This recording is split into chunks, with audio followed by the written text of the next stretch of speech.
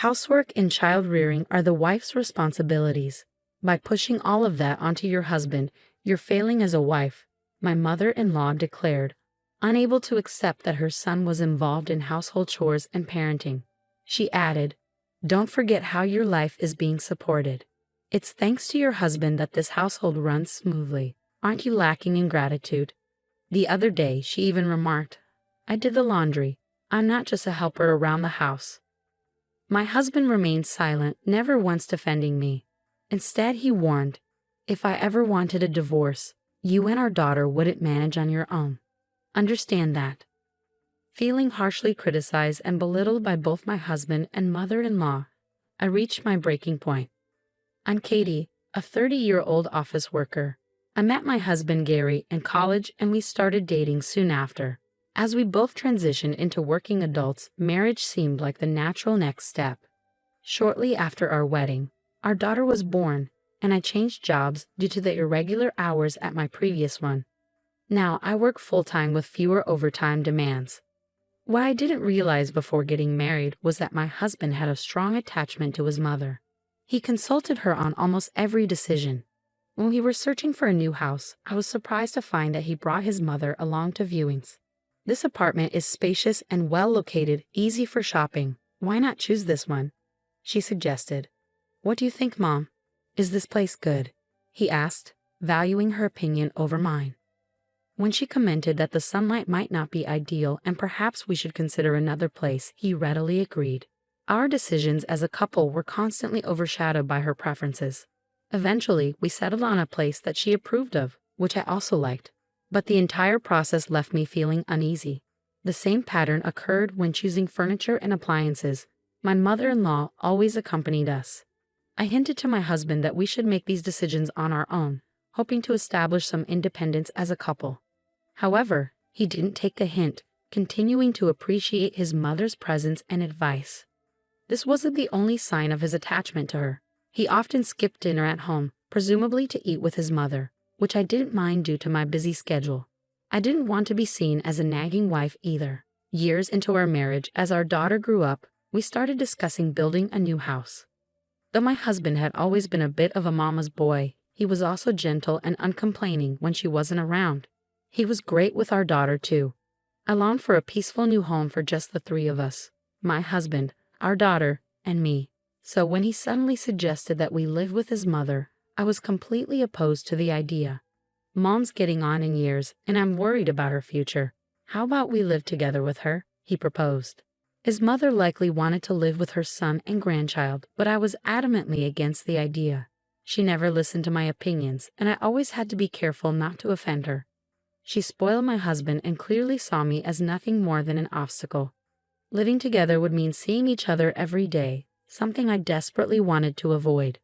"But your mom doesn't want to move far from her current home, right?" I countered, knowing she preferred to stay in the area she had lived in for years. "Yeah, she has friends there and doesn't want to move far," he admitted. "But that area is too far from our workplaces," I pointed out, knowing it would double our commute time. I wanted to live in an area that was convenient for commuting and ideal for raising kids. "Look at this place, it's close to the train station and near your mom's house. What do you think?" I showed him some options from a real estate agent, highlighting areas with plenty of parks, nature, and convenient shopping. While it meant living separately from his mother, the proximity that would allow us to visit her quickly seemed appealing to him, and he agreed with my suggestion. I felt relieved that we wouldn't have to live with my mother-in-law, but that relief was short-lived. She began visiting our house frequently, and my husband welcomed her visits, making it difficult for me to refuse them. I understood her desire to see her grandchild, but our daughter never warmed up to her and would start crying whenever she saw her. I worried this would upset my mother-in-law. Even on days off, I couldn't relax when she was around. "Can't we spend our days off just as a family?" "I always feel on edge when your mom is here," I suggested. "She's my family too." "You're the one making it awkward," he replied, offering no sympathy. Every time she came over, she criticized my cooking and housekeeping as part of her guidance. She'd nitpick my cleaning, especially when I was planning to do a thorough job over the weekend. It was exhausting to be criticized right when I was about to start cleaning, and the meals I worked hard on never seemed to suit her taste. You don't have the basics of cooking down. At this rate, you'll never improve, she'd say.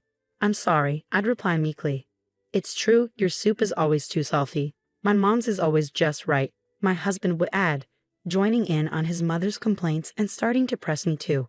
Normally, he didn't say anything, but when she was around, he suddenly had a lot to say. Feeling discontented with him, I decided to talk to him when my mother-in-law wasn't there. If you have any complaints, I wish you'd tell me directly.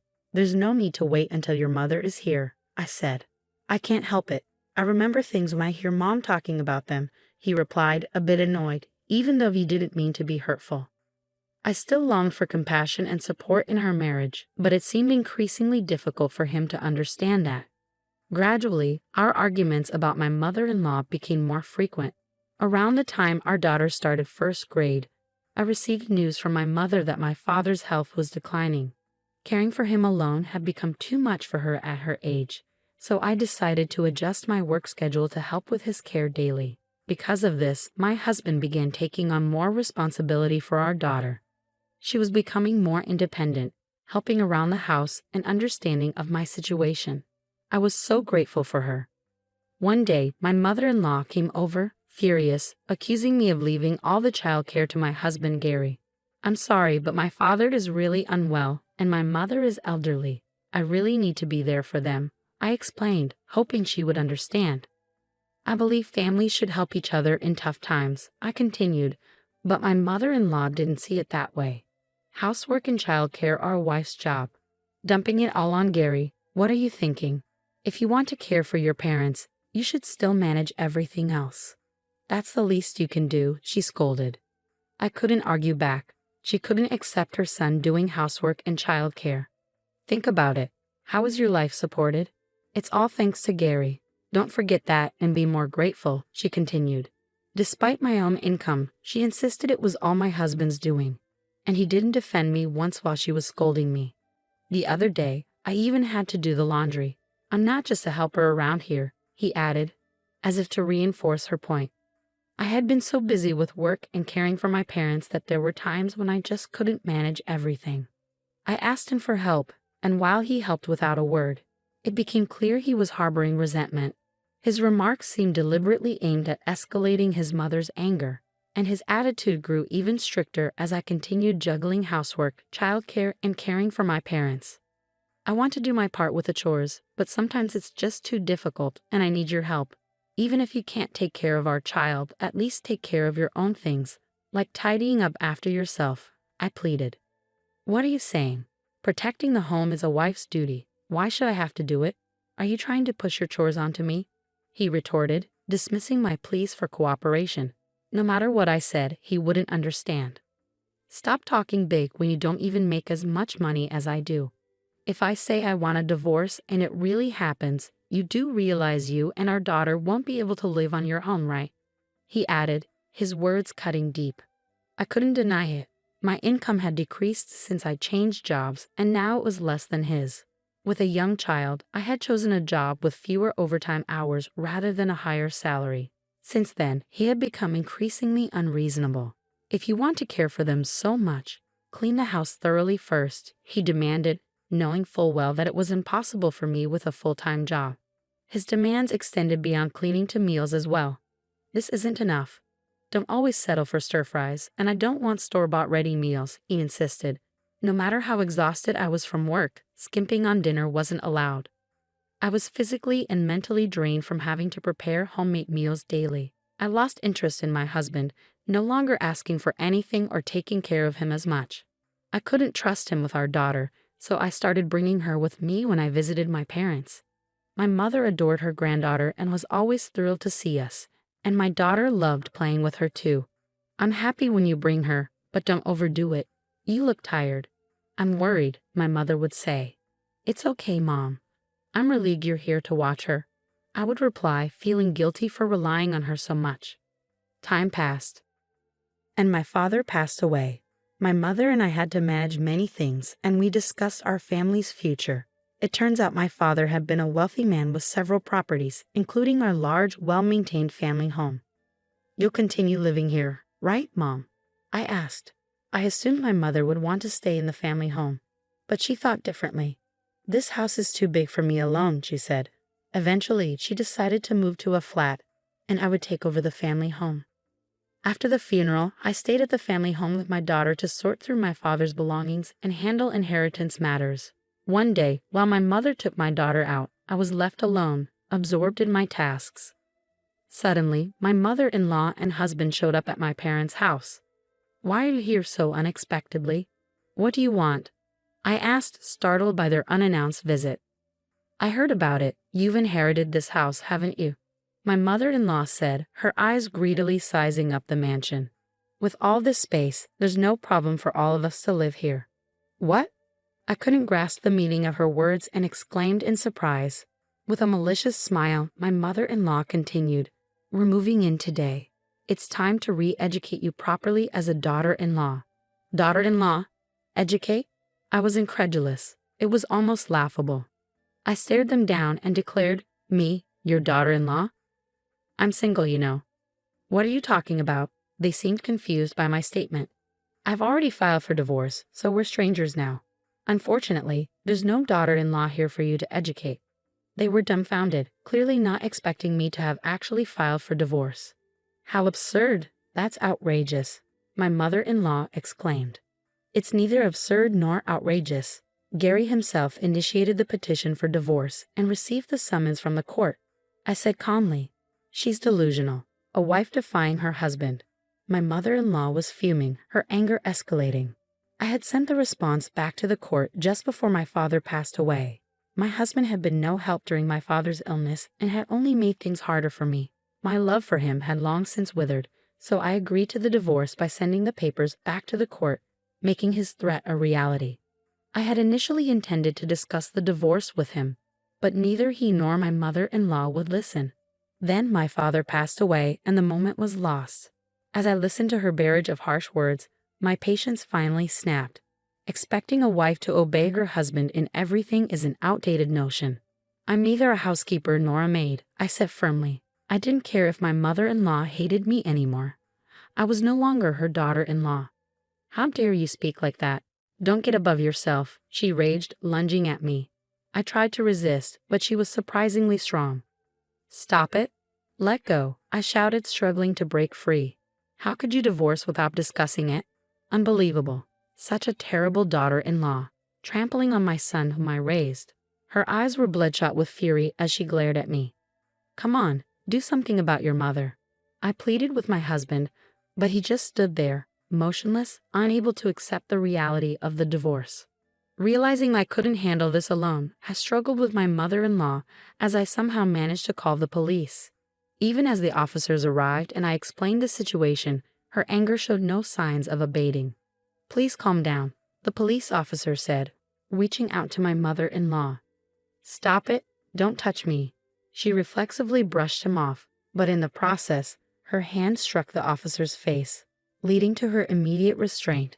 Despite this, her agitated state continued to pose a danger, so she was taken to the police station. As I watched the police car drive away, I approached my husband, who was standing there dazed. "I'll be claiming alimony for the mental anguish you caused me," I said. "Alimony?" he asked, still in disbelief. "Yes, I've recorded everything," I replied calmly. My husband stood there gaping, seemingly lost without his mother to rely on. Time passed, and one day, my ex-husband appeared at my workplace, apparently through a mutual acquaintance from university. Bad rumors about him had spread at his job. Talk of a runaway wife, mother-in-law problems, and pity for the wife circulated among his colleagues, making him uncomfortable enough to decide to resign. I was shocked to see him. His hair was unkempt, a scruffy beard covered his face, and his overall appearance was disheveled. He had fallen into gambling due to stress and was struggling financially. Given his mother's own gambling habits, his income alone wasn't enough. "It's a nuisance, you coming to my workplace," I said coldly, no longer able to muster any sympathy for him. "I told you, but you never respond when I contact you," I said firmly. "I don't want anything to do with you or your mother anymore," I asserted. "Hear me out, please. Can we reduce the child support? It's been really tough lately," he pleaded. The amount was agreed upon by both of us. You wanted to do what was best for our child, I reminded him. He clicked his tongue in frustration, glaring at me. Things have changed. My income is lower, and I hardly get any bonuses, he argued. I knew that if they stopped gambling, they could manage life while still paying alimony and child support, but he didn't see it that way. He wanted to shirk his responsibility as a father. Look, we're both struggling on a single income. Shouldn't we give it another try? He suggested, proposing remarriage out of financial desperation. I was utterly disgusted. His hypocritical manner of proposing infuriated me. Remarry? No way. I never want anything to do with a mama's boy like you again, I retorted. Mama's boy? He reacted, clearly not self-aware. You can't make a single decision without your mom. The house, the furniture, the appliances, you consulted her for everything, I continued. He tried to defend himself, but I cut him off. I know you always go shopping for clothes with your mom and have her pick them out for you. That's generally called being a mama's boy, you know. My ex-husband grunted as if struck by the truth of the matter. He considered himself a devoted son, but to me he was just a dependent mama's boy. And you, I added, you always used to make fun of my income. Well, that's going to end now. What do you mean? He asked, his tone filled with disbelief. Actually, I'm earning more than you now. What? That's impossible. There's no way you earn more than me, he scoffed. It's true. I got a promotion. Yes, I was recognized for my hard work at my new job and am on the path to success. He refused to accept my words, stunned. It made sense, though. He always flaunted his high salary and looked down on me. He never imagined that the wife he belittled would end up earning more than him. You don't have to believe me, but I can show you the pay stubs anytime, I said confidently, knowing that my substantial income, along with my inherited father's estate, had changed the dynamics completely. I can live comfortably without a husband. My days are now pleasantly quiet, free from his domestic demands and his noisy mother. So if that's the case, give me a share of the inherited house and other properties. I have a right to them, my ex-husband insisted. I sighed and explained, listen, inherited property isn't considered part of the marital assets. Sorry, but you have no claim to it. Damn it, this is all because you filed for divorce without my consent. He shot back. I did nothing wrong, I said firmly. It was clear he was struggling to accept the divorce. If you did nothing wrong, why did we get divorced? I was busy with the kids. Did you help at all? He demanded. You didn't do anything. That's because you didn't manage the household properly, I retorted. I asked for your help. Spouses should support each other during tough times. My love gradually faded because you failed to understand the importance of cooperation and support in a marriage. He couldn't grasp how I felt, especially when I needed support the most and didn't get it. It was unfair to expect me to handle all the household chores and child care while working full-time. His belief that housework and child-rearing were solely a wife's responsibility showed his reluctance to share responsibilities. You're the problem for trying to involve the husband, he argued, his voice rising. His ingrained mindset, likely shaped by his mother, seemed impossible to change. Eventually, he created a scene outside my workplace and was escorted away by security guards. Later, he and his mother faced financial difficulties, losing their family home and moving into a cheap flat. They struggled to pay alimony and continued to live in poverty, unable to quit their gambling habits. Now, it's just my daughter and me living together. With help from my mother when work gets busy, we're enjoying a happier life. I've become more cheerful, smiling more often, which seems to make my daughter happy too. I used to worry constantly about my ex-husband and mother-in-law, but now I'm focused on moving forward and showing my daughter a life that's true to myself.